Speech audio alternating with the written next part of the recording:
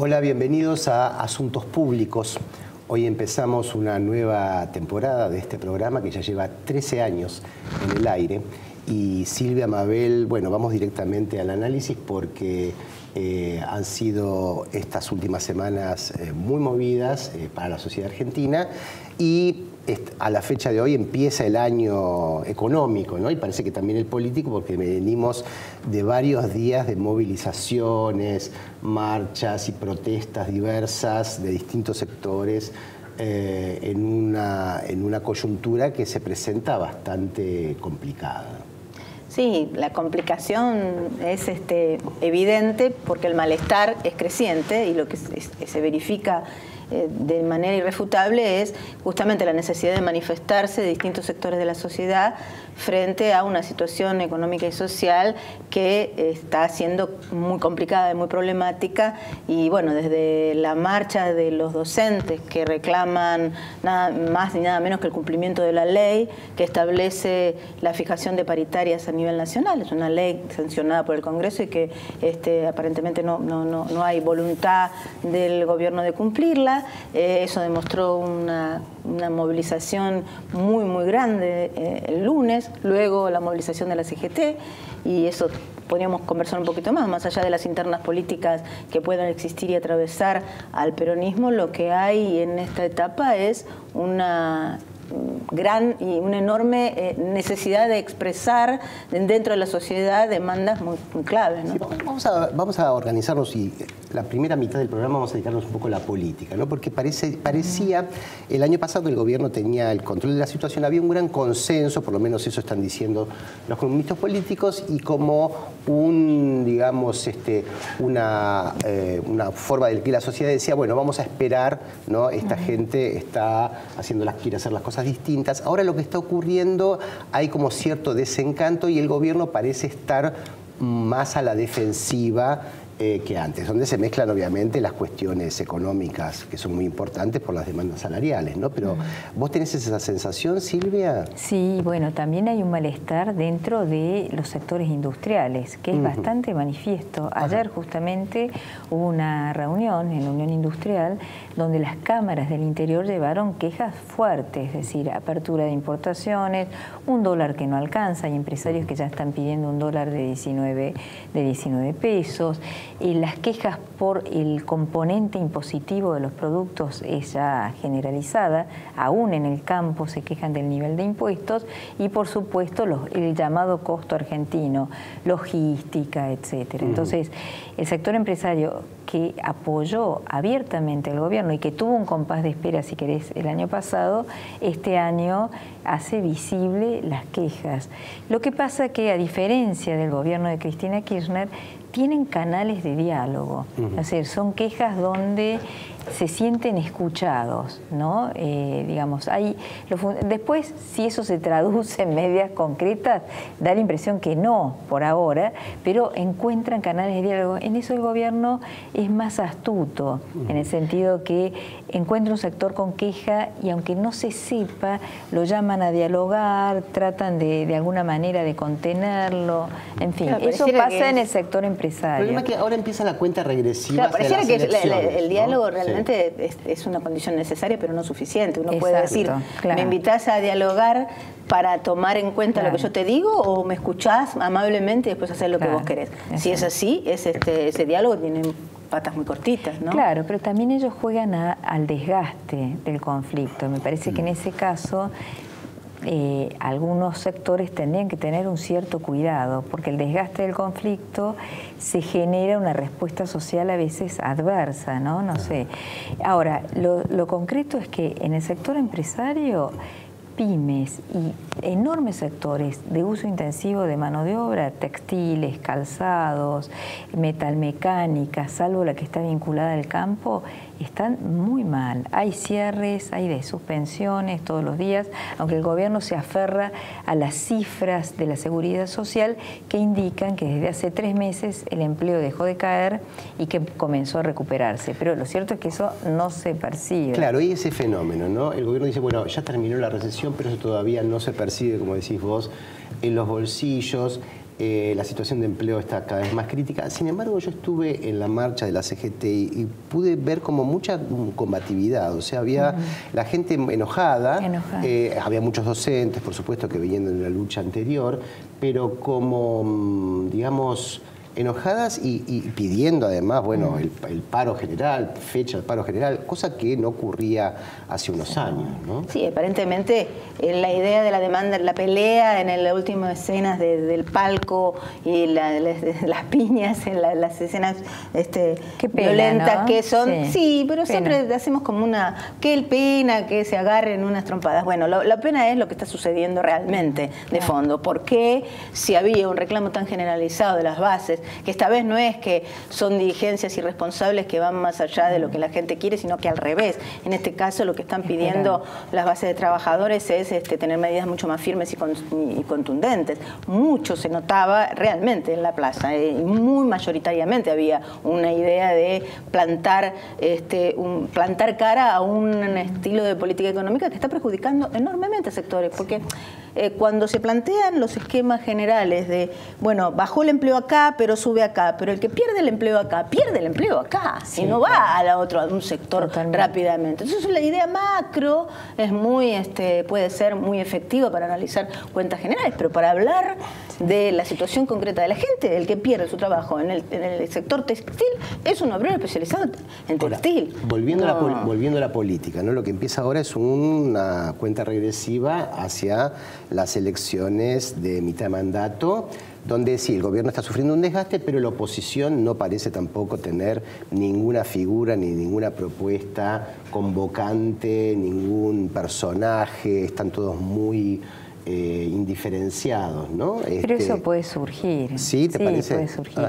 Lo que pasa es que incluso en el oficialismo también hay internas fuertes, ¿no? El tema de Jorge Macri en la provincia de Buenos Aires versus Lilita Carrió, Carolina Stanley, Vidal, o sea, hay muchas fichas que ahí están. Claro, porque lo político siempre es muy interesante cuando se plantea el oficialismo y la oposición. La oposición no es la oposición, son las oposiciones. En general son las oposiciones. Pasaba durante el gobierno de los Kirchner, pasa ahora. La oposición es más difícil que logre aglutinar porque hay sectores distintos, miradas distintas, competencias entre sí. Lo que se percibe, y ciertamente todos los datos lo muestran, es que hay una mitad de la población que no votó a Macri y que sigue sin aceptarlo. Entonces, lejos de haber podido avanzar más como al principio del mandato, que por efectos de, bueno, a ver, la esperanza, ojalá que todo vaya bien, esa actitud que tienen generalmente segmentos menos politizados, menos acostumbrados a reflexionar en profundidad sobre la política, que dicen, bueno, mejor lo que le vaya bien al gobierno, pues no va a ir bien. Ahora, que le vaya mejor haciendo qué. Sí, además este trimestre es muy particular y ha pasado en muchos años donde todavía los sueldos son viejos de las paritarias anteriores y se enfrentan a aumentos de precios importantes, sobre todo en tarifas públicas. Es el trimestre donde el deterioro del poder adquisitivo se ve más fuertemente, ¿no? Hasta que empiezan las paritarias y eso es un momento muy crítico de discusión. De allí la tensión sindical, la tensión en el Ministerio de Trabajo, los conflictos y todo esto, ¿no? Bueno, los docentes lo mostraban. Les ofrecen 1.700 pesos de aumento, que 1.700 pesos es la tarifa promedio que ha aumentado de la luz. Entonces, aumentan enormemente las tarifas. El ministro Aranguren acaba de decir que va a haber nuevos aumentos en el gas, en el transporte público. En el transporte público, 7 pesos el transporte. Y en el medio aparecen pequeños escándalos. ¿Qué pasó con el tema Bianca Aerolíneas, Silvia? Ahí, bueno, ahí decidieron, es un dato se entiende muy ahora la importante. renuncia de Claro, Isela Constantini, ¿no? Claro, que ella se había opuesto desde el comienzo a las aerolíneas low cost. Claro. Era un escándalo, realmente. Al haber aparecido la negociación secreta del correo, más el tema Bianca Aerolíneas, digamos, no a Bianca Aerolíneas, digamos, haberle dado todas las rutas que Avianca había pedido para operar en la Argentina, con las mismas personas que manejaron la empresa durante la gestión de Franco Macri, cuando Franco Macri era el dueño, bueno, era escandaloso.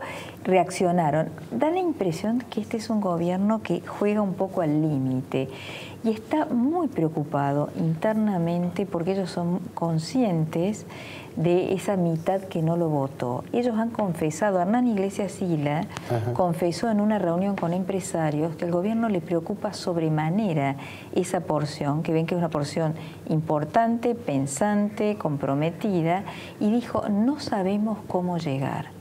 O sea, es algo que lo tienen, digamos, en la... Ahora, claro, está el cómo y qué hacen, porque a su vez tienen un ministro de Economía, ministro de Hacienda, reducido la categoría de Hacienda, que su única preocupación es reducir el déficit fiscal. En un contexto donde la economía todavía no arrancó, eso genera tensiones, aún dentro del propio gobierno. La semana pasada en Mendoza, por ejemplo, fiesta de la vendimia, el ministro de Economía de Mendoza, que ahora va a ser, que es de la misma fuerza política, porque ahora va a ser el vicepresidente del Banco Central, perdón, del Banco Nación, Baquié, le contestó a Duhovne, contestándole lo que significa una economía, lo que significa tomar decisiones en un contexto con esos costos, que cuando uno se da vuelta cómo son los países competidores de la Argentina y observa cuáles son los costos. Y él dijo, todo esto se sintetiza, hay impaciencia, le dijo, ministro, hay impaciencia, y a veces la impaciencia se traduce en la necesidad de la mejora del tipo de cambio. Bueno. Sí, es así, claro. Ahora, ¿vos ves este tema es un tema de descoordinación solamente, o hay otra cosa en estos episodios de que el gobierno tiene que dar marcha atrás porque Aguada hace una cosa o Quintana hace otra, Sturzenegger por un lado, el ministro de Hacienda por otro? ¿Siguen estos problemas de descoordinación? Sí, no sé, será de descoordinación, no sé cómo pueden llamarse, ¿no? A mí me parece que la sensación es que hay libretos clásicos, que son los libretos de cómo tiene que funcionar la economía bajo parámetros liberales, clásicos, fomentar la oferta, quiere decir darle más relevancia al sector empresario, que invierta. Ese es el mensaje. El mensaje es un gobierno amistoso a los empresarios, amistoso a que... Con la idea de que si son amistosos con los empresarios van a invertir, si invierten va a haber trabajo, si hay trabajo hay bienestar. Esa es la clásica, eso lo tienen de distintas maneras, eso es algo común. Ahora, ¿cuál es la estrategia concreta en un mundo concreto que se voló por los aires en los últimos meses? Claro. Bueno, ¿cuál es la brújula y la hoja de ruta? Que en los 90 era muy clara. La hoja de ruta no la tenían que hacer acá. No la hacía Cavallo, no la hacía Menem, la hacía el Fondo Monetario Internacional, el Banco Mundial, que venían con un libreto bajado y le decían, miren muchachos, es esto, les ponemos los técnicos y ustedes se apoyan. Cuando los hagan embates, ustedes tienen el apoyo de decir, nosotros estamos haciendo lo que hacen los países normales. Claro. No hay un libreto en el cual sostenerse. Ese llamado, y eso lo vamos a ver en el segundo bloque cuando volvamos, esa comparación con los países normales, ¿no? Porque la situación mundial hoy no hay ninguno normal, pareciera que... ¿Cuáles son los países normales? No hay países normales. No hay países normales. Vamos a ver claro. La Estados Unidos de Trump, y en Europa ya se habla del europopulismo. Así que el problema de la falta de guión en esta parte del mundo para las élites gobernantes se hace ahora más difícil, pero de esto vamos a hablar enseguida cuando volvamos.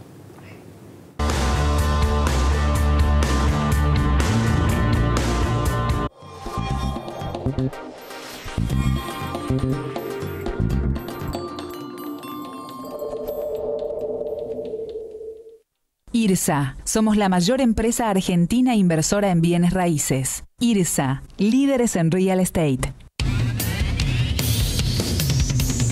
Osdeneo 1825.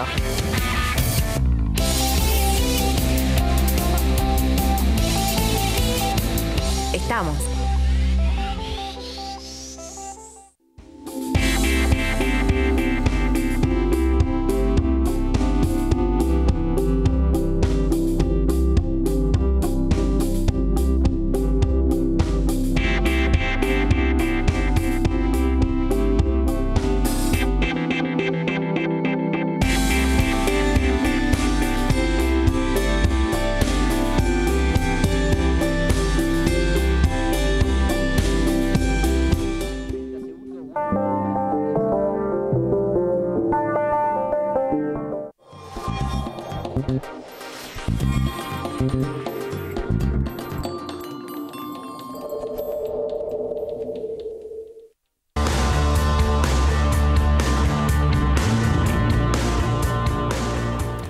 Seguimos en Asuntos Públicos, hoy en la primera emisión de la temporada número 13 de este programa, haciendo foco en la coyuntura, y Silvia Mabel, habíamos visto la situación internacional realmente ha cambiado drásticamente en los últimos meses, a partir primero del Brexit, fue la primera señal, luego el triunfo de Trump, y ahora en Europa hay elecciones en Francia en 3 semanas, donde la candidata de la ultraderecha, Marine Le Pen, tiene un tercio de la aprobación. Luego en Holanda... Este domingo creo que son las elecciones en Holanda, ¿no? También sí. Un candidato, se habla del europopulismo, así que el denostado populismo ahora está de moda en todo el mundo, lo cual tiene a mucha gente preocupada porque ya, digamos, ¿dónde se ubica, ¿no? ¿Cuál es el punto de referencia? Siempre nos gusta a los argentinos decir, ¿por qué no hacemos como en tal lugar? No sé, Estados Unidos. Bueno, Estados Unidos hoy ya no es un modelo, porque no se sabe muy bien qué va a ocurrir allí. Y Europa también está en una situación muy difícil en que está buscando caminos alternativos. Claro, porque había un discurso del libre comercio, los tratados de libre comercio estaban todos, volvemos a eso, volvemos a insertarnos en el mundo, y la principal potencia del mundo dice, no, yo me voy a proteger, voy a renunciar a los tratados. Entonces, en el medio de que hay como un desfasaje temporal entre lo que es el gobierno de Macri, las expectativas y la carga valorativa, intelectual que traen sus cuadros y lo que persiguen, y el mundo en el que se están manejando, ¿no? Es decir, mi pregunta siempre es, ¿qué flexibilidad van a tener para ser aún más heterodoxos de lo que igual la realidad los obliga a hacerlo? Porque este es el ensayo de error, es decir, bueno, vamos, si pega, pega, es porque piensan si pega, pega, si no pega, no pega, si pasa, pasa. Hay toda una generación que fue educada y que incorporó la cuestión de la globalización como algo natural. Y esto ahora empieza a derrumbarse. ¿Y qué pasa si ahora hay una desglobalización? Volvemos al proteccionismo. De esto se está hablando, de esto son los titulares de la prensa financiera internacional todos los días. Bueno, miren esto, miren lo otro. El comercio internacional sigue creciendo menos que nunca. Los flujos financieros también. Está bien, la Argentina es un pequeño, digamos, protagonista en todo esto. Lo único que necesita, como decías vos en el entretiempo, es que continúen por lo menos los flujos financieros financiando, esté la canilla abierta de los créditos de los bancos internacionales, abiertas para financiar lo que ellos ven como una transición hacia una economía más ordenada, pero que no se sabe bien qué forma va a tener, ¿no? ¿No te da un poco esa impresión? Exactamente. Primer punto, una cosa respecto de Trump y Europa. En realidad es un peligro para el mundo porque el racismo, la xenofobia, es muy peligroso en un punto. Me parece que en eso nosotros no tenemos que tener duda que si Marine Le Pen o la persona que está al frente en Holanda, etcétera, ganan las elecciones, son peligros mundiales, incluso el propio Trump, ¿no? Trump sigue hoy es un mundo peligro muy feo. Por otro lado, sí, ellos, me parece que hay como hay un sector que es el campo, que a ellos les da fundamentos para decir, si damos los incentivos correctos, hay alguien que responde aceleradamente y muy bien. Es cierto, vos estuviste en Expoagro estos días y lo viste, ¿no? Y realmente, con incentivos donde vos les eliminaste las retenciones, que era muy importante, salvo en soja, donde persiste un 30% de impuesto, realmente Es un boom. ¿En qué sectores? En el sector que siempre respondió, que es la pampa húmeda. Ahí, bueno, hay una fiesta, realmente una fiesta, porque pueden quejarse de que, bueno, de que pagan algún impuesto de más o que tienen algún flete, pero la verdad es que es una producción privilegiada en el mundo por su cercanía a los puertos, por la fertilidad de los suelos, etcétera, y la potencia tecnológica. Ellos están invirtiendo mucho. No es solo capital de trabajo. Capital de trabajo, cuando, bueno, este año destinaron 52.000 millones de dólares a capital de trabajo, que es la inversión en fertilizantes, semillas, gasoil, etcétera. Eso es capital de trabajo, pero hay inversión muy importante en maquinaria. Y los bancos, ese es el otro punto, prestan con tasas que no existen para ningún otro sector de la economía. Ajá. Tasa cero en dólares, 5% en pesos, a 7 años de plazo, no existe. Mira. En el resto de la economía. Ese es el modelo, da la impresión, en el cual el gobierno se basa en decir, acá funciona, ¿por qué no funciona? Bueno, eso fue la clásica. Esta es la historia de la Argentina. Es la historia de la Argentina. No es algo del pero además no alcanza. Un sector súper un sector súper eficiente, que ya lo pero con una ventaja competitiva natural, de la cual se apropia un sector. ¿Qué pasa en Sancor? Bueno, vos pero que justamente eso es el tema de granos. Por eso te decía, la pampa húmeda ahí. Pero los tambos están fundidos. Ajá. Los tambos y la industria. Bueno, ¿qué pasó? Primero hubo una reducción muy importante de la oferta lechera. ¿Y por qué? Y ahí uno dice, mirá, es el dilema de la frazada corta, porque al quitarle las retenciones al maíz, que es el alimento de las vacas que producen leche, se encareció enormemente la producción de leche para el tambero, que no se reconoció en mayores costos. Por eso bajó el consumo también. Por eso bajó la producción. Aumentaron los precios, bajó el consumo. Como un 4 o 5% bajó el consumo de leche. 8%. Es un drama, ni siquiera en el 2002 bajó el consumo de leche de la manera en que ha bajado en la Argentina. El consumo de leche es esos bienes que los economistas dicen que son inelásticos, digamos, porque los niños, digamos, bueno, eso es dramático. Es el alimento de los niños. Clave bueno, de cómo es la situación de la política económica. Ese es el descontento de la marcha de la CGT. Claro. ¿No? Una expresión. Sancor es una cooperativa que, bueno, tiene, a ver, está el tema de Venezuela, que los clavó con 80 millones de dólares. Hay una administración sobre la cual caben muchas sospechas, una relación extraña con el sindicato de los tamberos, porque cuando Sancor estaba en crisis les dio un aumento del 40%, tienen 4.000 empleados, y además le otorgó al sindicato un plus de 2.500 pesos por empleado, algo extraño de lo que es la conducción actual de Sancor. Sancor no debería estar en la situación que está. Racionalmente no le tendría que estar pasando esto. Hay manejos extraños.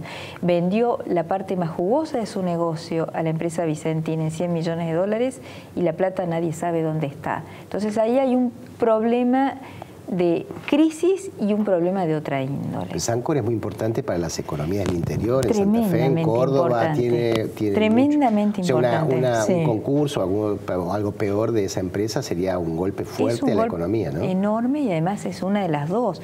Desaparece una competencia en un mercado que es oligopólico, pues está en la Serenísima y ellos, sí. Ahora, este es un clásico de la economía argentina, hay un sector súper eficiente que sin retenciones se banca un tipo de cambio atrasado sin problemas, pero la industria no y puede. Allí dediquemos los últimos 3 minutos a ver qué pasa allí, porque bueno, autos dicen que repuntó un poco, pero no sé, están esperando que se recupere Brasil, pero Brasil tuvo la peor recesión de su historia el año pasado y este año no se sabe. 0,5, no se va a crecer raquíticamente, digamos. Y en autos las suspensiones siguen. Siguen las suspensiones, y las empresas que invierten, caso Fiat en Córdoba, necesitó de una ayuda del gobierno de Córdoba para estimularla, claro.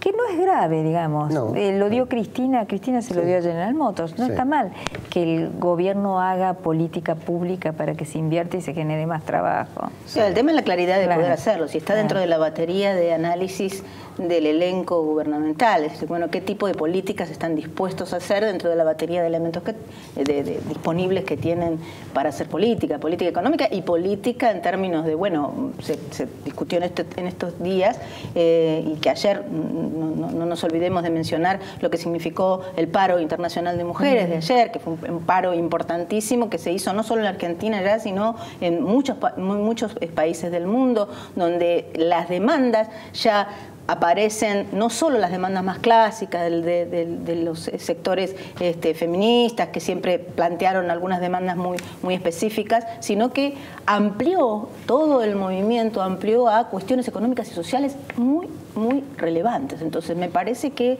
tenemos que considerar que la lectura política de pensar que la gente se queda en su casa y la que importa es el que no va, la mayoría silenciosa, el que no, bueno, la mayoría silenciosa de ese 50% que todavía mantiene aparentemente la confianza en el gobierno puede licuarse muy rápidamente, ¿no? Bueno, yo creo que son síntomas auspiciosos, ¿no? Por lo menos de que la gente está consciente, está íntegra, parada, reclamando por sus derechos, marchando, reuniéndose, debatiendo, y está bien que el gobierno, eso es parte de la sociedad argentina, que el gobierno hable y que sea receptivo importante. Y que se abra un debate en un año político electoral que, bueno, ha comenzado movido como muchos otros en el pasado, pero que es rico en en este debate, y donde creo que lo que decís vos del tema de la mujer, que fue un creyendo, y lo hemos tratado muchas veces en este programa, es un componente más